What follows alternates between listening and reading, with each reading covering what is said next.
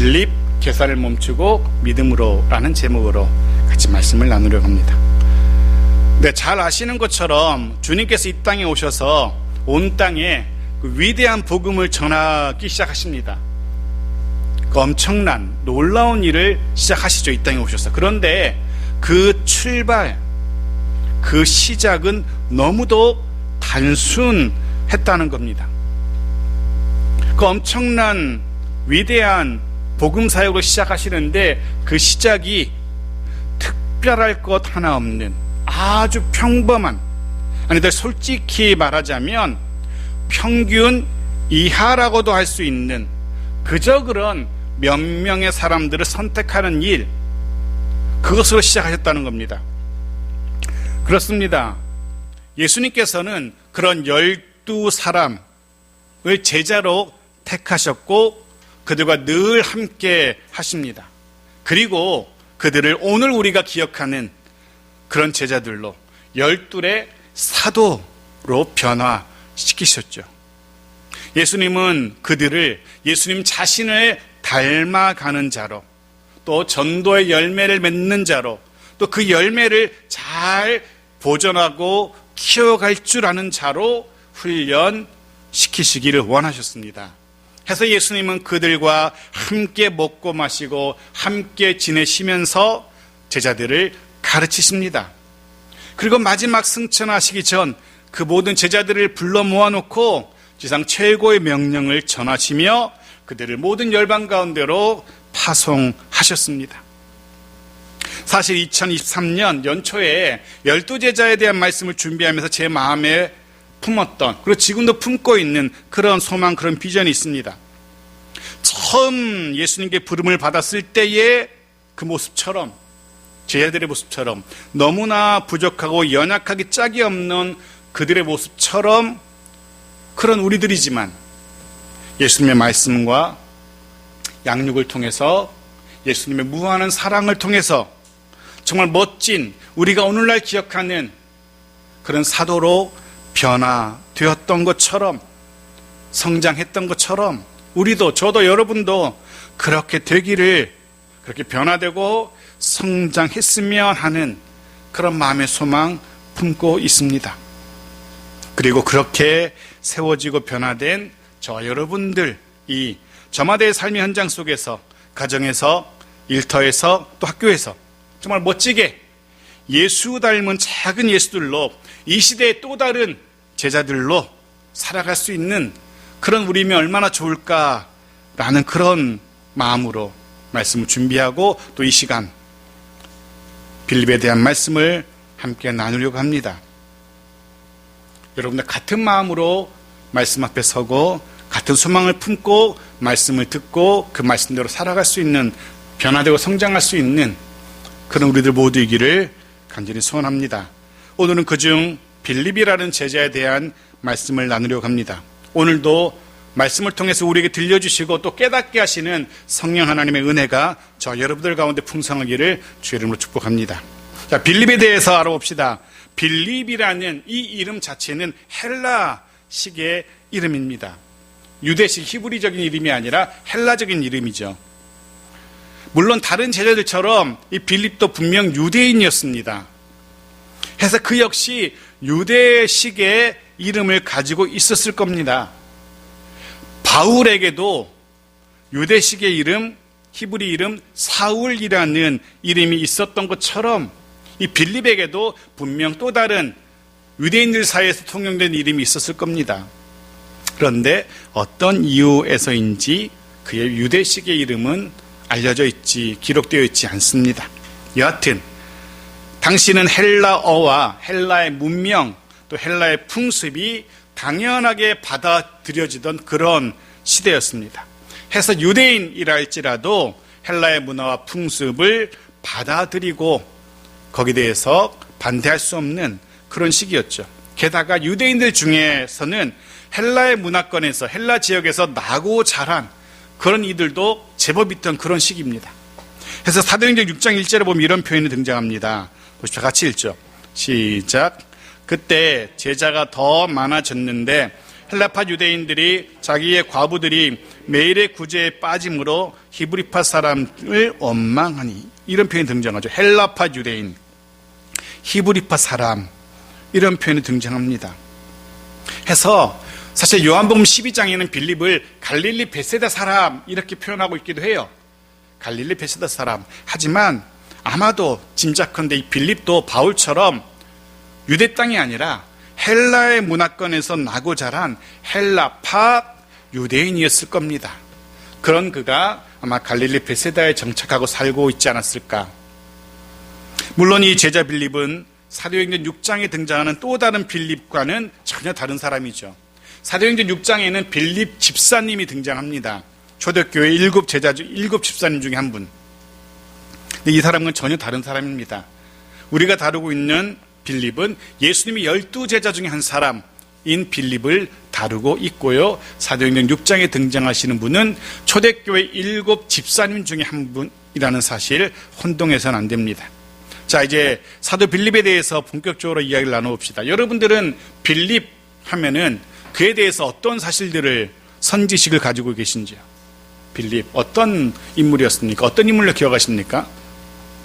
빌립이 등장하는 본문 중에 하나는 요한복음 6장입니다.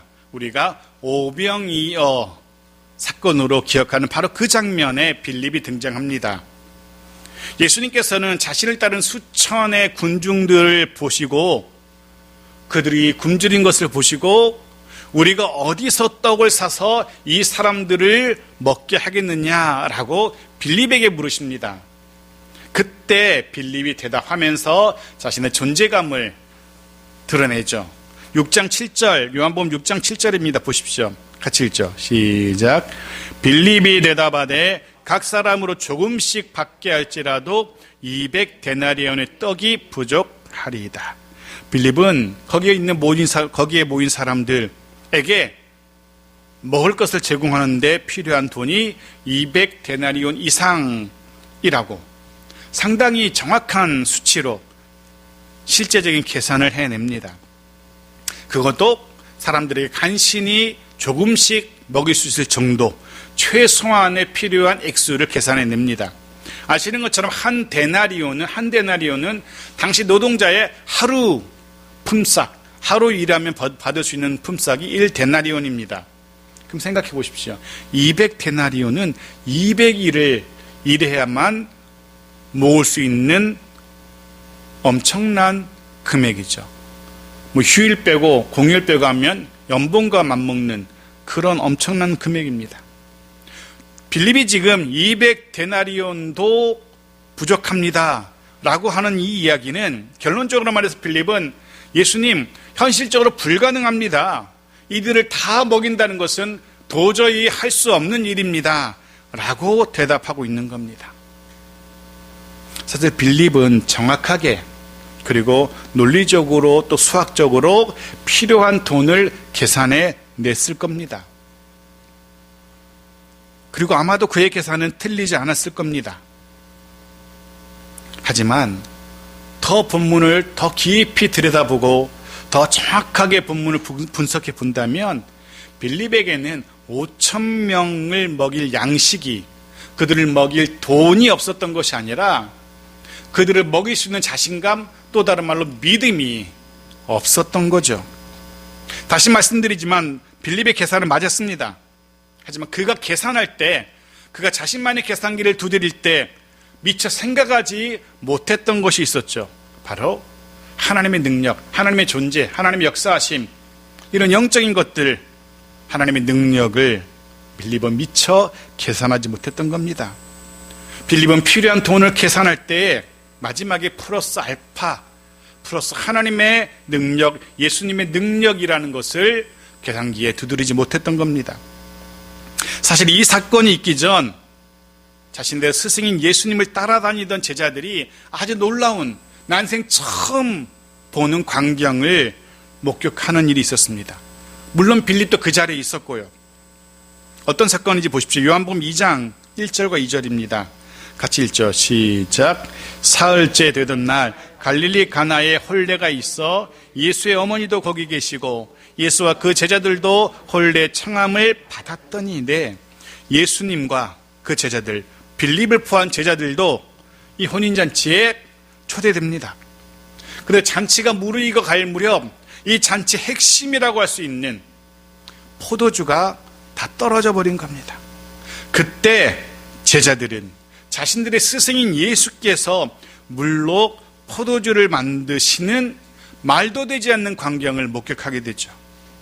그리고 그 놀라운 기적을, 자신들이 본 그 놀라운 기적을 요한복음에 기록하고 있습니다. 요한복음이 기록으로 남깁니다. 요한은 그 기록에서 이 사건을 이렇게 정리합니다. 예수께서 그의 영광을 나타내심에 제자들이 그를 믿으니라 라고. 제자들이 그 놀라운 광경을 보고 예수를 믿게 되었노라 라고 이 사건을 마무리하고 있습니다. 물로 포도주로 만드신 그 사건을 제자들이 보고서 예수님의 영광을 보았고 신비한 능력을 보았고 이후로 예수님이 무슨 말씀을 하든 내가 믿어야겠다라는 생각을 하게 되었다는 겁니다. 그렇다면 그런 경험을 했던 제자들이라면, 그런 경험을 했던 빌립이라면, 그런 능력을 행사하셨던 예수님이라면 이번에도 이 배고픈 이들에게 분명 턱없이 말도 되지 않는 작은 아이의 작은 도시락일지라도 얼마든지 이 문제를 해결하실 수 있을 거라는, 얼마든지 이들을 먹이실 수 있을 거라는 그런 합리적인 추론 얼마든지 할 수 있었겠죠. 예수님이라면 이번에도 분명 이들을 먹이실 수 있을 거야 라고 얼마든지 생각할 수 있고 생각했어야만 합니다. 하지만 빌립은 막상 자신의 눈앞에 그 엄청난 수의 군중들을 보게 되었을 때, 얼마 전에 물로 포도주를 만드셨던 주님의 그 신비한 능력 따위는 새카맣게 잊어버리고 만 겁니다.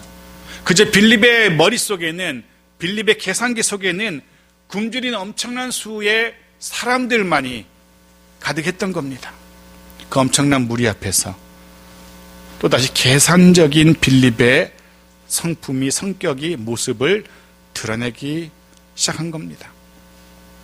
헬라적인 생각, 즉 실용적이고 계산적이고 물질주의적인 그의 성격이 본 모습을 드러내게 된 겁니다.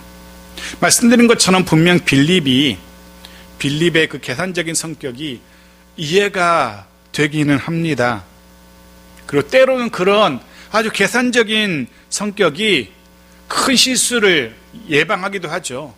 자칫 잘못하면 큰 실수할 뻔했는데 꼼꼼하게 계산하고 점검하고 하는 그런 성격이 오히려 도움이 되기도 하죠. 문제는 그로 인해서, 그런 계산적인 성격 때문에 수많은 군중이 눈에, 머리에 가득하고 그들이 계산기에 들어오는 그 순간, 그들을 자신의 계산에 두드리는 순간 놓쳐버리는 게 있습니다. 그보다 더 큰, 더 놀라운 주님의 능력을 계산하지 못하는, 생각하지 못하는 그런 실수를 하게 되는 겁니다. 어찌 보면 빌립의 이 모습이 자신만의 계산기를 두드리다가 주님의 능력을 잊어버리는 그 모습이 어쩌면 우리들의 모습은 아닐까라는 그런 생각을 해보기도 합니다. 우리의 눈에는, 우리의 머릿속에는 무엇이 자리 잡고 있는지 생각해 보기 원합니다. 우리 역시 너무도 자주 하나님의 함께하심, 하나님의 형통케 하심, 하나님의 인도하심, 하나님의 사랑, 하나님의 도우심, 이런 것들을 미처 생각하지 못하곤 합니다. 그저 우리의 지금의 형편, 우리의 처지만 바라보며 질에 겁을 먹고 불평하고 불만 터뜨리고 그리고 두려움을 느끼기도 합니다. 내 생각, 내 판단, 내 계산만으로 할 수 없어 라고 결론을 내립니다. 바라기는 우리에게도 하나님의 능력을 기억할 수 있는, 하나님의 하나님 되심을 바라볼 수 있는 그런 믿음의 눈 회복해야 됩니다. 아무리 우리의 현실이 힘들고 어렵다 할지라도 우리에게도 하나님이 계십니다. 능력의 주님이 우리와 함께 하십니다. 그 주님을 바라보는 보아야 됩니다. 사랑하는 성도 여러분, 이제 막 시작하는 2023년입니다. 아직 초반입니다. 이 시점에서 우리는 다시 한번 결단해야 됩니다. 주님을 바라보며 살겠노라, 능력의 주를 바라보며 살겠노라 라고 다짐해야 됩니다. 그렇게 다짐해도 그렇게 살지 못한 우리의 연약한 인생이지 않습니까? 그래서 더 다짐하고 해야 되는 겁니다. 우리는 예수님께서 왜 굳이 빌립에게 그것을 물으셨을까? 왜 빌립에게 얼마가 필요하니라고 왜 빌립에게 물었을까? 한번 생각해 봅니다. 많은 제자들이 있었는데, 다른 제자들이 있었는데 왜 빌립에게? 실제로 그 모임에, 그 공동체에 돈주머니를 맡은 사람은 빌립이 아니었어요. 누구였습니까? 가룟 유다였어요. 그 공동체 회계는 가룟 유다였어요. 그럼 가룟 유다에게 물어봐야죠. 유다야, 이 사람들 먹이려면 얼마나 필요하니? 우리 장보는 얼마니? 라고 가룟 유다에게 물었어야 돼요. 예수님께서 빌립에게 물으십니다. 이유가 있습니다. 요한복음 6장 6절에서 그 이유를 발견하게 되죠. 같이 읽죠. 시작. 이렇게 말씀하심은 친히 어떻게 하실지를 아시고 빌립을 시험하고자 하심이라. 빌립을 시험하기 위함이었습니다. 주님은 알고 계셨습니다. 빌립의 그 헬라적인 생각, 그 인간 중심적이고 그 계산적인 빌립을 아셨습니다. 해서 그에게, 빌립에게 그의 믿음을, 그의 믿음의 그릇을 넓혀주기를 원하셨던 겁니다. 그리고 주님의 그런 기대처럼 빌립은 사건들을 통해서 그의 계산기를 내려놓게 됩니다. 점차 그의 계산기를 내려놓고 주님을 바라보기 시작합니다. 문제 자체가 아니라, 상황 자체가 아니라, 그 상황에서 자신만의 계산기를 두드리는 것이 아니라 주님을 바라보아야 한다는 사실을, 앞으로 어떤 사건을 만나게 된다 할지라도 자신의 계산기에 플러스 알파, 주님의 능력을 반드시 고려해야 된다는 사실을 빌립은 사건들을 통해서 깨닫게 되어집니다. 앞에 홍해가 놓여있고 뒤에서는 애굽의 군대가 쫓아올 때 이스라엘 백성들 모두는 이제 끝났다라고 판단합니다. 이젠 죽게 되었다. 홍해에 빠져 죽든지 뒤쫓아오는 애굽 군대의 칼날에 죽든지 우리는 이제 죽게 될 것이야 라고 생각합니다. 사람의 계산으로는 그들이 죽는 게 맞죠. 살 방법이 없습니다. 앞에는 홍해, 뒤에는 애굽의 군대. 그들은 죽게 되었다, 끝났다라고 생각합니다. 그러나 그들에게는 하나님이 계셨죠. 하나님께서 바다를 가르시고 그들로 하여금 홍해를 마른 땅처럼 건너게 하십니다. 신약 성경에 보면 베드로가 옥에 갇힙니다. 그리고 다음 날 베드로의 처형이 예고됩니다. 어떤 사람들은 더 이상 방법이 없다라고 생각했을 겁니다. 맞습니다. 사람의 계산기로는 내일 아침에 처형되는 베드로 방법이 없습니다. 그는 죽는 게 맞습니다. 하지만 베드로에게는, 또 베드로를 위해서 기도하던 믿음의 공동체에게는 방법이 있었습니다. 하나님이 계셨던 거죠. 그 하나님이 베드로를 묶었던 쇠사슬을 끊어주시고 옥문을 여시고 베드로를 자유케 하십니다. 공통점이 무엇입니까? 인간의 머리, 인간의 계산을 넘어서는 하나님의 일하심이 하나님의 백성들과 늘 함께한다는 사실입니다. 오늘날 우리에게도 그런 일들이 일어납니다. 내 힘으로는 너무나 버거운, 힘겨워 보이는, 아니 내 힘으로는 도저히 해결할 수 없는 불가능한 그런 일들 일어나곤 합니다. 많은 사람들은 그럴 때 자신의 머릿속으로 온갖 생각들을 하죠. 머릿속에 계산기를 돌리게 되죠. 수천 번, 수만 번 어떻게 하지? 머릿속에 계산기를 두드립니다. 자신의 경험을 총동원해서 계산합니다. 자신의 지식을 총동원해서 계산합니다. 자신의 인적, 사람의 그런 힘, 동원할 수 있는 사람, 동원할 수 있는 물질 다 고려해서 자신만의 계산을 해나갑니다. 자신만의 계산기를 두드리죠. 그런데 아무리 생각하고 아무리 자신의 계산기를 두드려도 해결할 수 없는, 답을 구할 수 없는 그런 문제, 그런 일 만나면 사람들이 어떻게 합니까? 결국 포기합니다. 좌절하고 내려놓고 합니다. 말 그대로 아무리 계산기를 두드려도 답이 없기 때문에 포기하는 겁니다. 절망하는 겁니다. 완전히 무너져 내리는 겁니다. 하지만 사랑하는 성도 여러분, 우리가 성경에서 보았던 것처럼 구약 이스라엘 백성들에게도 또 하나님의 백성들에게도 함께 하셨던 그 하나님이 불가능하게 보이는 것들 가능하게 하셨고 하실 겁니다. 답이 없는 상황처럼 보이지만 그 속에서 답을 주신 하나님이심을 우리는 기억해야 되는 겁니다.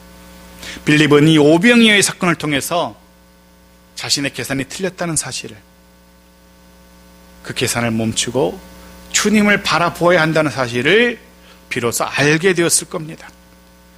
인생이 자신의 계산기를 의지하며 살아가는 것이 아니라 주님을 향한 믿음으로 살아야 된다는 사실을 비로소 알게 된 빌립이었을 겁니다. 그렇습니다. 기억하시고 또 다짐하십시오.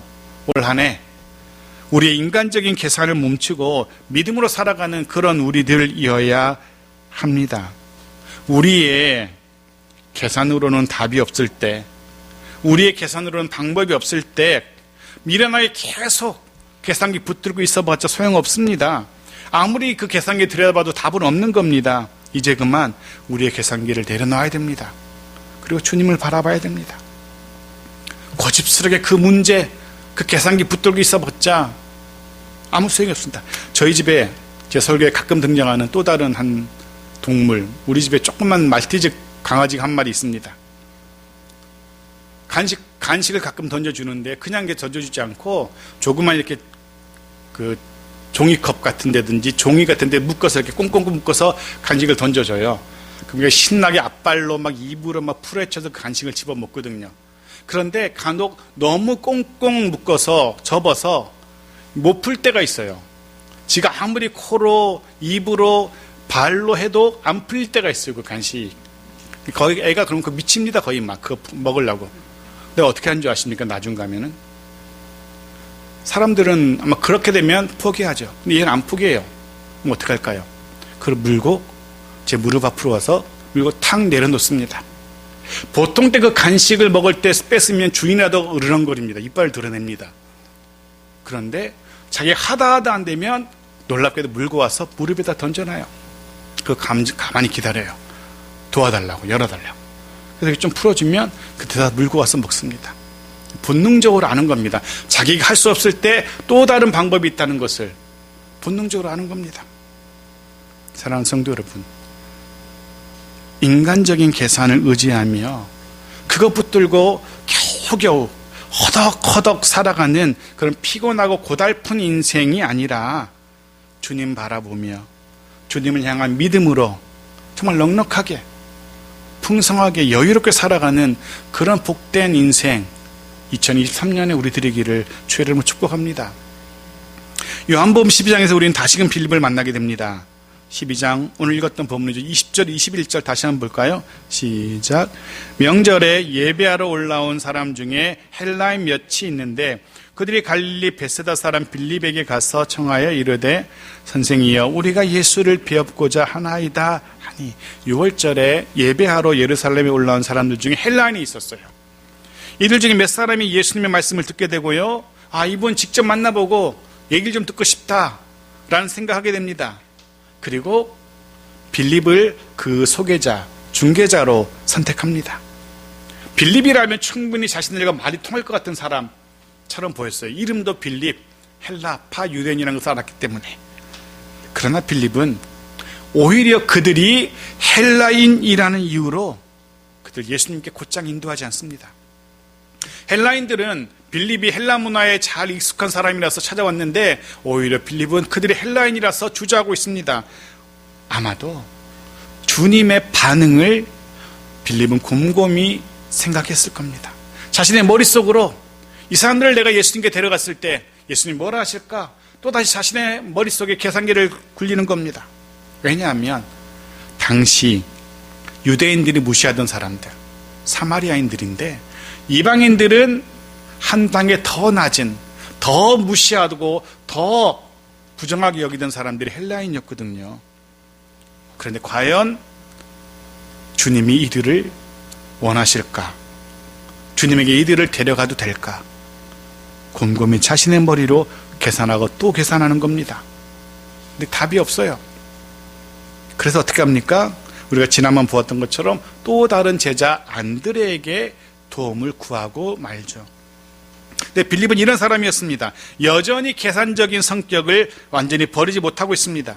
그만큼 빌립은 신중한 사람이었고 아주 계산적인 조심스러운 사람이었던 겁니다.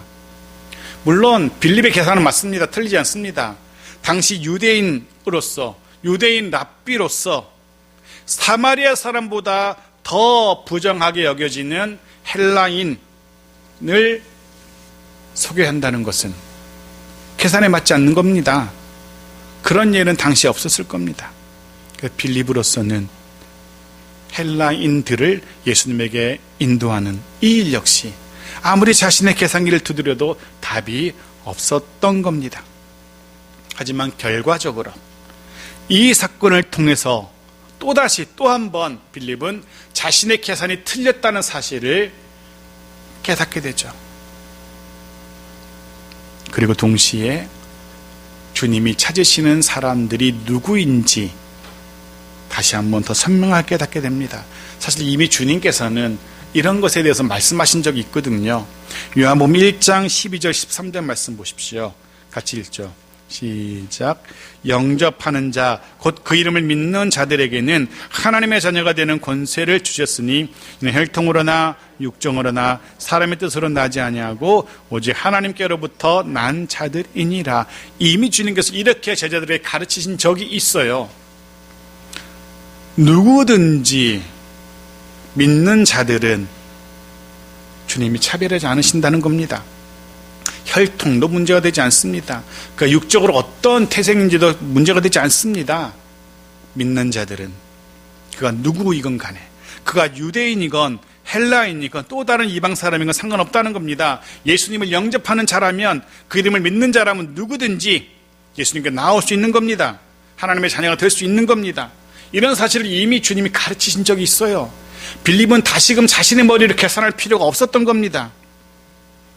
그래서 다시금 빌립은 이 사건을 통해서 자신의 계산이 틀렸다는 사실을, 정말 이제는 자신의 계산이 아니라 주님의 말씀을 기억하고 그 말씀대로 철저하게 순종하며 살아야겠노라는 사실을 다시 한번 깨닫게 되었을 겁니다. 그리고 이후로 빌립은 더 이상 자신의 계산기로 복음의 대상자를 구별하지 않게 될 겁니다. 않게 됩니다. 실제로 이후에 빌립은 소아시아, 터키, 즉 이방 지역에 가서 복음을 전하다가 그 땅에서 순교하게 되죠. 자신의 계산이 틀렸다는 사실을 인정하고 주님의 말씀을 따라서 열방으로 나아가고 복음을 전했던 빌립이었던 겁니다. 마지막으로 빌립을 볼 수 있는 곳이 바로 마지막 만찬 장면입니다. 요한복음 14장 8절 말씀을 보죠. 같이 읽죠. 시작. 빌립이 이르되 주의 아버지를 우리에게 보여 주옵소서, 그리하면 족하겠나이다. 여기 또 빌립이 등장합니다. 그가 주님에게 이렇게 말하죠. 아버지를 보여 주옵소서, 하나님을 보여 주옵소서라는 말입니다. 이 장면에서 우리가 또 다른 각도에서 발견해야 될 게 있습니다. 이 장면은 지금 주님이 십자가의 사건을 앞에 둔 시간입니다.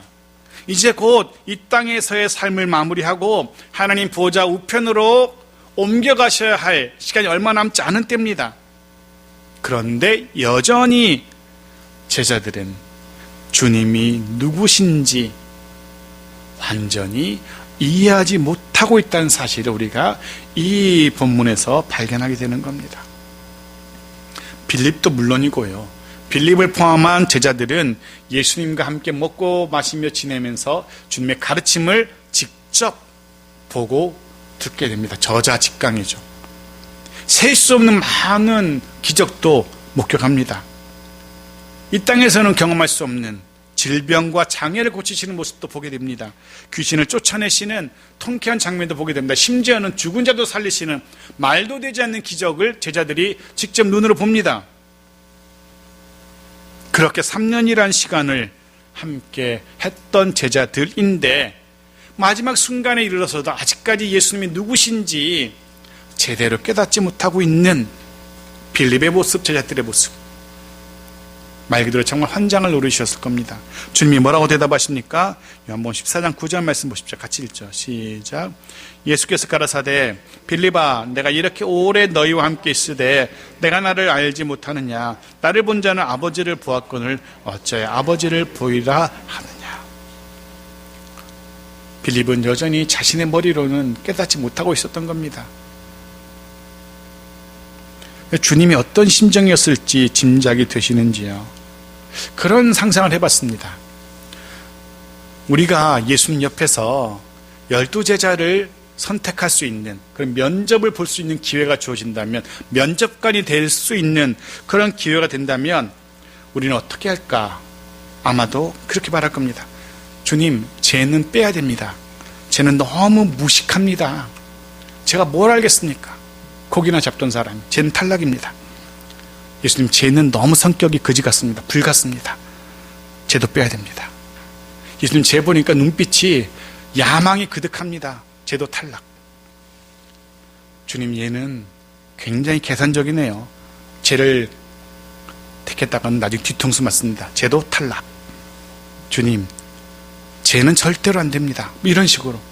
근데 그렇게 하다 보면 어떻게 되겠습니까? 12제자 중에 한 명도 뽑을 수 없게 될 겁니다. 근데 주님은 그들을 다 뽑으셨어요. 우리가 절대로 잊지 말아야 할 게 있죠. 분명 부족하고, 분명 단순하고, 분명 어리석고 계산적이고 거지 같은 불 같은 성격의 제자들, 그들을 결국 위대한 복음 전도자로 세우셨던 주님, 주의 성령이 오늘날 저와 여러분과도 함께하고 있다는 사실, 해서 우리에게 소망이 있는 겁니다. 해서 여러분에게 소망이 있는 겁니다. 그 성령 하나님께서 저와 여러분도 변화시킬 수 있다는, 그리고 그렇게 하시기를, 주의 말씀을 가슴에 품고 주를 위해서, 주의 나라와 그 영광을 위해서 살아갈 수 있는 자로 바꾸실 수 있다는 사실을, 그런 소망을 우리는 가질 수 있는 겁니다. 초대교회 문서들은 빌립이 소아시아 지역에서, 이방 땅인 소아시아에서 순교했다라고 전합니다. 라오디게아, 골로새 들어보시는 단어들일 겁니다. 그런 곳에서 복음을 전했고, 결국 지금 터키 지역에 속하는 히에라폴리스, 소아시아 지역에서 복음을 전하다가 기독교를 반대하는 이들에게 잡혀서 나무에 거꾸로 달려서 순교했다라고 전해지고 있습니다. 분명 연약한 제자들이었지만 끝까지 주님의 기대를 저버리지 않았던 사도들의 모습.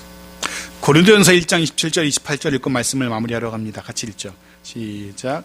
그러나 하나님께서 세상의 미련한 것들을 택하사 지혜 있는 자들을 부끄럽게 하려 하시고, 세상의 약한 것들을 택하사 강한 것들을 부끄럽게 하려 하시며, 하나님께서 세상의 천한 것들과 멸시받는 것들과 없는 것들을 택하사 있는 것들을 폐하려 하시나니. 아멘. 미련한 자들, 약한 자들을 택하셨던 주께서 지금 오늘 주님의 또 다른 남은 사역을 감당할 제자들을 찾고 부르시고 계십니다. 너무도 인간적이고 부족하고 단순무지했던 12명의 제자들을 통해서 그거 놀라운 구원의 역사를 이루셨던 주님께서 오늘날 또 다른 제자들을 저와 여러분에게 기대하시며 부르고 계십니다. 바라기는 우리도 그 옛날 그 제자들처럼 아름답게 성장하고 변화되어서 주님의 남은 사역을 잘 감당할 수 있게 되기를 소원합니다. 오늘 우리는 빌립 사도에 대한 말씀을 나눴습니다. 말씀을 통해서 이제는 인간적인 계산을 멈추고 믿음으로 살아야 된다는 사실을 우리에게 말씀하시고 도전하시는 성령 하나님의 말씀이 우리에게 선포됩니다. 그 말씀에 아멘으로 순복하는 우리이기를 바랍니다. 2023년 우리의 경험의 계산기, 지식의 계산기, 이성의 계산기 이제는 내려놓고 예수를 향한 믿음으로 살겠노라. 우리 모든 삶의 현장 속에서 우리 인간적인 그런 계산을 멈추고 이제는 주님 바라보며 믿음으로 살겠노라 라고 다짐하고 그 다짐대로 살아갈 수 있는 우리의 시간 되기를 소원합니다.